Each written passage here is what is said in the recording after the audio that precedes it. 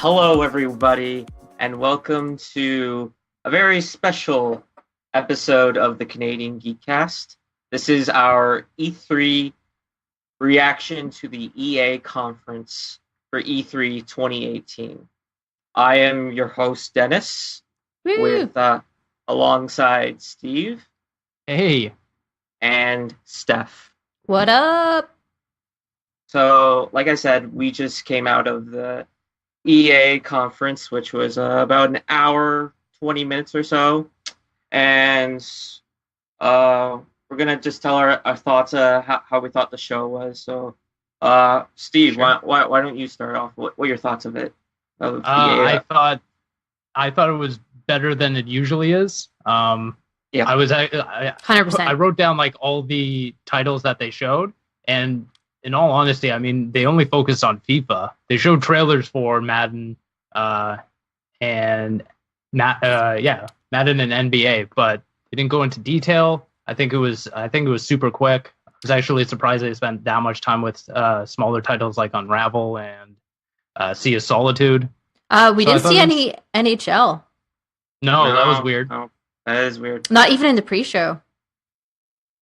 No, they didn't. How dare they?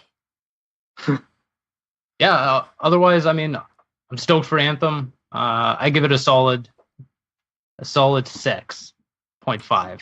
There it is. Okay. So, what did you think about it, Steph? I'm also pleasantly surprised because EA is usually the one I look forward to the least, simply because they have generally focused on their sports games to me, which I don't really play, don't really have interest in, and I don't find that much is innovated on every year. So I was like, okay, like yay sports, yay whatever. But I was pleasantly surprised. Just like Steve, like they spent some more time into some surprise titles. They dropped that bombshell of Unravel 2. They got me. Yep. You know what? They got me today. I was like, I don't think the games themselves were much of a surprise apart from Unravel and Sea of Solitude. But other than that, I don't think we were really surprised by much, but they gave us snippets of surprises and they kind of caught me off guard a couple of times. And you know what? I think this was like one of their more heartfelt conferences. It wasn't just like, here's a trailer, here's a shoutcaster, here's some people. Like we saw that, but like we saw a lot of devs there. It wasn't just an EA representative. Mm-hmm. They actually brought the devs of the games, which I liked. Right. I know some people are like, oh, it's so cringe. But to me, it's like, oh, no, these are real people that are making the games. And you can tell they're so passionate. And like, I think it was the Unravel guy. He was like almost tearing up at the end because he was just so happy. And it's, like that gets me. Yeah. Dennis? Yeah, for me, I'm usually kind of, I wouldn't say negative, but there's really nothing, there's not a lot of titles that gets me excited, like from EA. Like sports title, I'm not really into. Like Battlefield, I'm not that interested in. Okay. It's not one of the genres. First-person shooters are not one of my. If you just took out Anthem and the EA original games, I would say this is like a 5 out of 10 for me.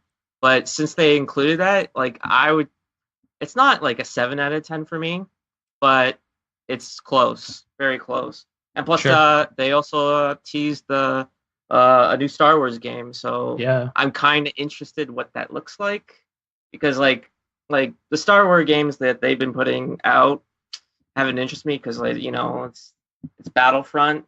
Battlefront's good, but not like I'm into like the Force Unleashed games are like they're not the best Star Wars games, but it's like that type of game I kind of want from a Star Wars EA kind of game. Yeah, I know what you mean. And I hope, because I just want to slash people up with my lightsabers, and that's all I want. And yeah, but anyway, like it was a very, like, from past EA conferences, this is like one of the probably best ones in maybe 5 years, I would say, for me anyway. Yeah, no, I agree with I think I am a 7 out of 10. I think I am. And I think that's because my brain just blocked out the parts that I wanted to forget about. I And we talked over. I think because we talked over the sports. I think if I was just watching it and I had actually like paid actual attention to the sports, it would have gone down to a 6.5. But yeah, no, I think it's fair to give it a 7. I think a part of the problem is my bar is set so low for EA. It's not difficult for them to beat that bar. But I was pleasantly surprised. Yeah. I think this year was all about them establishing goodwill. Yeah. It's funny because they came out of the gates like within I would say the first 5 minutes and say, hey, we have Battle Royale. We have a title with Battle Royale. And it immediately got overshadowed by a lot of great games like Unravel to Sea of Solitude. And then, of course, they ended it with Anthem. Really in depth. And they came out hand in hand for Battlefield 2. Yeah, and it's also not like there was a lot of good stuff. Maybe if you're talking to Matt, our host, he would say the Command and Conquer part was a little light. Boo part for him. But EA gets a 0 out of 10. Yeah. From that. Yeah, but they had to push the mobile part. I get it. It's part of the business, but it's not something I really want to play right now. I'm sure Matt can play right now because it's available on Android. So free alpha. Yeah, free alpha. So I don't think he'll do that. But yeah, it was good. It was like I said, there was a lot of goodwill they had to put in because of the a lot of negative press the last maybe 8 months with Battlefront 2, them getting a little poke from Disney to, not put a bad effect on their brand. So I like what they're doing.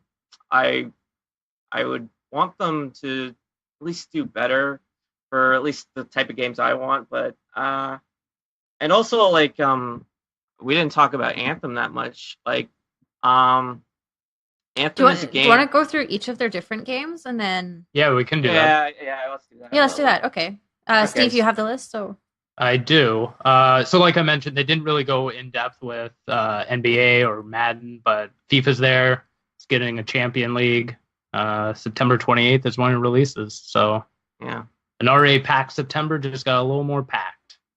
After that, Battlefield 5 was shown a little more. Single player is going to be shown more in depth tomorrow for the Xbox conference. Yeah, Battle Royale again. I will add something about Battlefield. That is a very incredible looking game. I'm very impressed of how that game looks. And even though they're going back to World War II, what they're packing in that game makes it look so much different than what Call of Duty is putting out this year. Yeah, I'm very impressed by EA on Battlefield anyway. To me, it looks like Rainbow Six Siege if it was in World War II. And that's not a bad thing. Sure. No. Not necessarily, no. I mean, I was in love with when Battlefield 1 did their little vignette storylines. I'm glad they're doing that again. So I'm in for that. I love Battlefield. I really like that they're sticking with what Call of Duty's not doing and doing they went from World War I now World War II. I like that boots on the ground gameplay, so I like it. Yeah, won't be playing that one. What a surprise. Yeah. After that was Unravel 2, co-op, Sorry, with the Battlefront, do you think people will play the Battle Royale? Do you think it'll pull people from other games? Or is it just people who already play Battlefield will maybe play the Battle Royale? I think it's definitely going to draw some people in, but I really don't know because we don't know what it is. We barely even know what the Call of Duty one is, so we can't really compare those two because that's what everyone's going to be doing this fall is comparing those two. Fortnite is going to be doing its own thing. PUBG is going to be. I'm worried for PUBG. I'll be honest. the more I see these AAA Battle Royale games come out, I fear for that title. But then isn't that what I said earlier? It's just they wanted to sue everybody because they were so unwilling to innovate. And because Battlefield comes with a whole other game and Battlefront or Battle Royale's tagged on. And then I think EA's not terrible for latency and game breaks. Like they're fairly polished they're really good games. Yeah. So I think, and they're usually fairly optimized. Yeah. So I think we could be seeing some issues for PUBG this fall. And they already do a high player count, which is something I was a little worried about with Call of Duty, is how many players are they actually going to be able to hold? Because they already do experience some server issues, especially with last year. They had a week or two long server issue, but Battlefield is usually pretty good. But after that, like I said, Unravel 2. Yeah, the Yarny Boys. The Yarny Boys. Oh, that was such a pleasant surprise. Yeah, it was. I love that. Available now. Yeah, I'll play it. Yeah, that was the biggest mic drop of the conference. They're like, because I was like the whole time that we were streaming it, I was just like, oh, Yarny, oh, this looks so good. Oh, and at the end, they're like, it's available now, and I was like, what? That's good. Yeah, I checked it. I looked it up. It's $20. Oh, so pretty reasonable. Yeah. Sold. I just added it to the wish list. It's definitely it's not a game I'm gonna play right now because it's we got E3 and there's so many other games to play. But if it ever goes on sale, first I have to beat the first Unravel game, and then I will definitely get into Unravel 2 at some point. Mm-hmm. I'm definitely into it, man. I'm definitely sold just because it's co-op, and whenever someone puts something in co-op, I tend to play that game because I just I don't know what it is. Unless someone asks me and bothers me to play a game, I just sit and watch Netflix at this point because I'm just so tired. Sure. But the second Stardew Valley multiplayer came out, I never played Stardew as a single player game, and then the second it was multiplayer, I was in, and now it's consumed my life. It's that's just kind of who I am. Same thing with Don't Starve. The only reason I have Don't Starve hours is because together. Sure. By myself, it probably would have maybe put 20, 30 hours in, but together I have over 100. So that's how you reel Steph in. Just put it in co-op and I'm done. I'm sold. I'll play the game. And I'm also looking for games because I moved around so much. A large part of how I keep in touch with some friends is playing games online, and then we catch up. Mm-hmm. So the second you give me a game like that, and we can just go online once or twice a week, play through, talk and catch up, sold. $20, especially sold. Sold. There you go. Yep. And then we had Respawn on screen for a little bit. Nothing was shown. We got the name Jedi Fallen Order, set between Revenge of the Sith and A New Hope. Yep. The darker story, and I think correct me if I'm wrong, but he did say that we're playing as a Jedi. Yes. Yeah. I think so. Right? He said that you were getting hunted. Yeah. So Dennis, you're getting your wish. Going around slashing things. Well, we don't know yet because we don't know what it is. I got to see gameplay. Yep.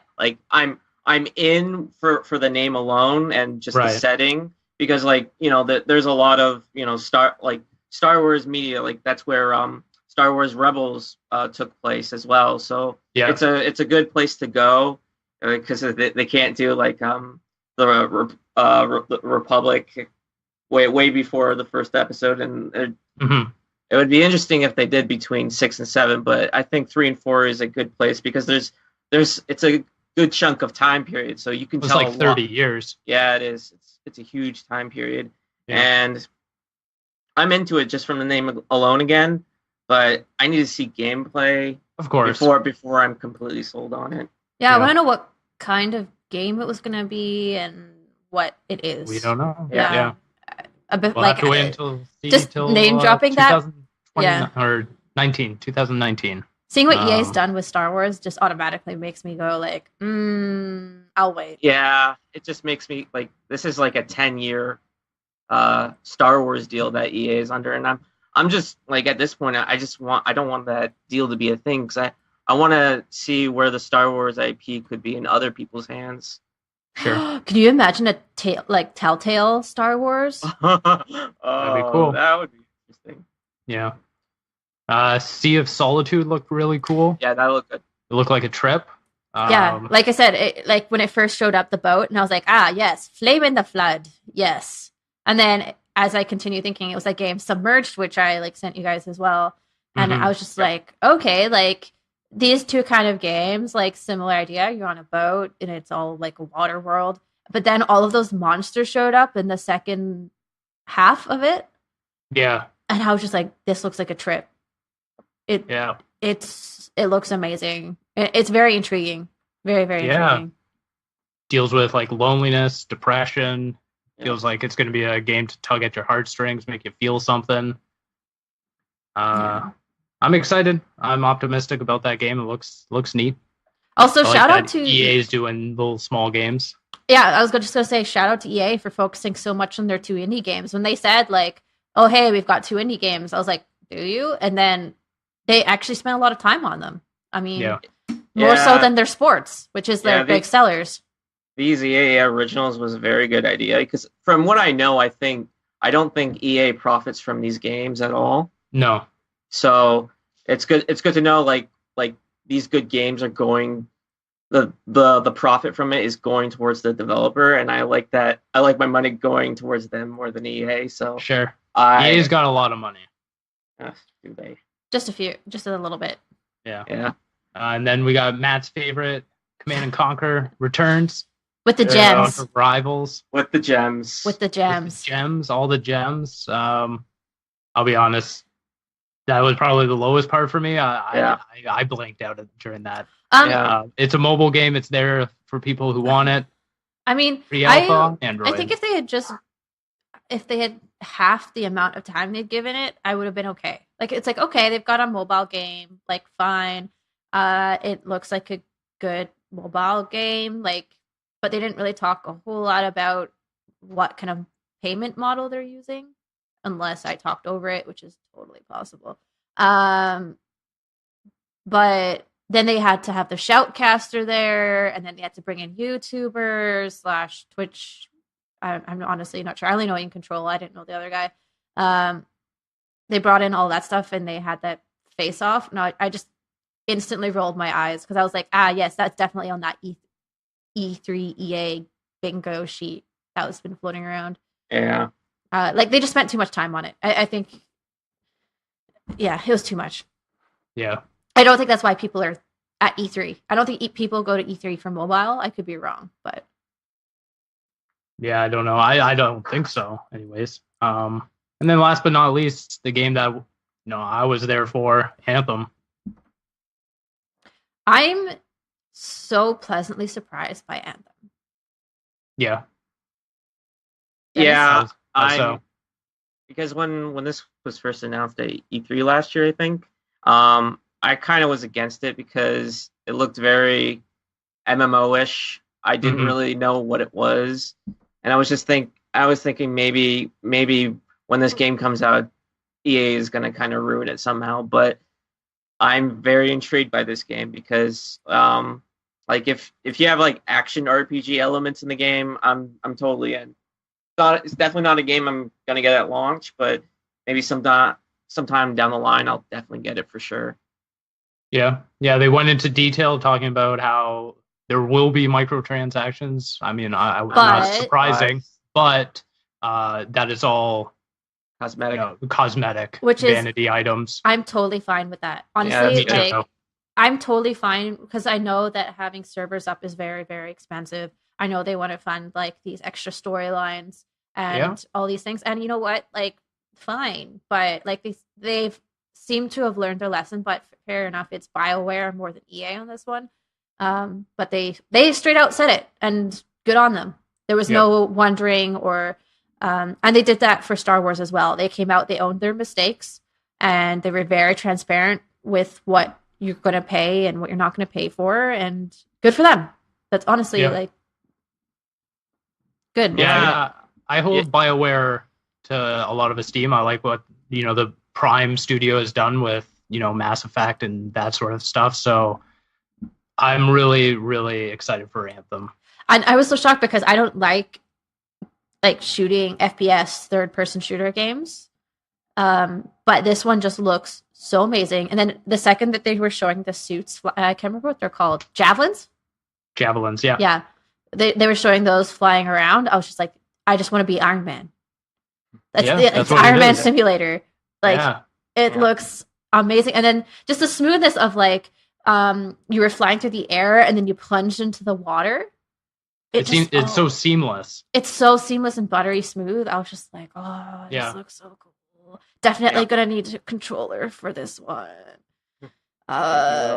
Yeah, which is kind of interesting because it's not often you say that about a game where there's guns involved, but like with the flying mechanics, like seems like a nightmare with mouse and keyboard. I was very, very, very pleasantly surprised that I want to play this game. Yeah, same here. Sure. Yeah. The monsters looked amazing. Their concept was really good. I thought it was really interesting and a good move to have the lead writer of the game on, because she just really sold me on the lore about like it's about all these planets where the gods were trying to create things and they stopped, and now it's between like all the tools that they left and this like creator something or another, and how the world was going to like dynamically change. I was like, okay, keep selling me lore, you know? Yeah. And also, the 4 different suits looked good. They looked fairly different, and I am in love with the Hulkbuster. Yeah. The world definitely looks very, post-apocalypto in a way. Because like, when they say gods, I'm kind of thinking that there was just like this high technological race and they just disappeared one day, just like in Mass Effect kind of way. Yeah.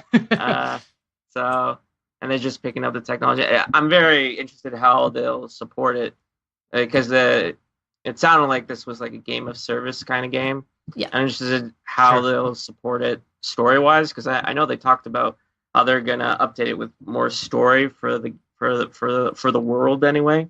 Mm-hmm. So again, very, very interested to see this game. I want it, man. I want it right now. Yeah, I wonder if they'll do like a DLCs or if they're gonna do like updates. They'll probably do like new locations with missions within those, new customization items for your Javelin. That's what I see anyways. I think there's going to be like new story and lore that they're going to add. Yeah. But that's, interesting. Again, I'll be interested to see how actually the gameplay happens though, because there's a lot of times there's been games that come out and they look amazing and then people are like, not enticing. If we look at Destiny, like the game visually looks amazing, but after a couple of hours, there's nothing that hooks you in long term. So it'll be interesting to hear from people who actually play it to see if it actually is engaging and keeps players in. Yeah, we'll also see more tomorrow, so hopefully more gameplay. Yeah. Anything else to add other than that? No, I was thoroughly entertained for most of the conference. So E3 is off to a good start in my eyes. Yeah, this is definitely a good start to many, many conference reactions from E3 2018 for sure. If people wanted to find where online, where would they find you? They could find me just below this little thing at svigvari on Twitter. Because they can totally see that if they're listening to the podcast right now. They're watching the video. The bot. I am at Maple Thistles on basically everything, but I'm most active on Twitter. Okay. And you can find me on Twitter at Hunter/13. This has been a very special episode of the Canadian Geekcast. Come watch all of our live streams on Mixer.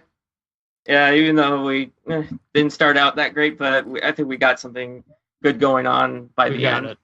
We got it going. Yeah. So this has been a very special episode. Yeah, so it's mixer.com/Canadian Geekcast.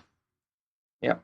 Follow us everywhere, especially wherever you can find fine podcasts. So iTunes and all the links are on our website. Canadian geekcast.wix.com/home. Nailed it. Yeah. I think it's wixsite.com. Hold up. Canadian. Yes. So you can find our website at canadiangeekcst.wixsite.com/home. Okay. We're so close. Yeah. This is only the second episode I'm hosting, so this has been the Canadian Geekcast, the unofficial pineapple pizza appreciation podcast, hosted by me. And remember, everybody, pineapple is the greatest topping on pizza. Oh my God. And this False. has been it. Thanks, everyone. See you next time.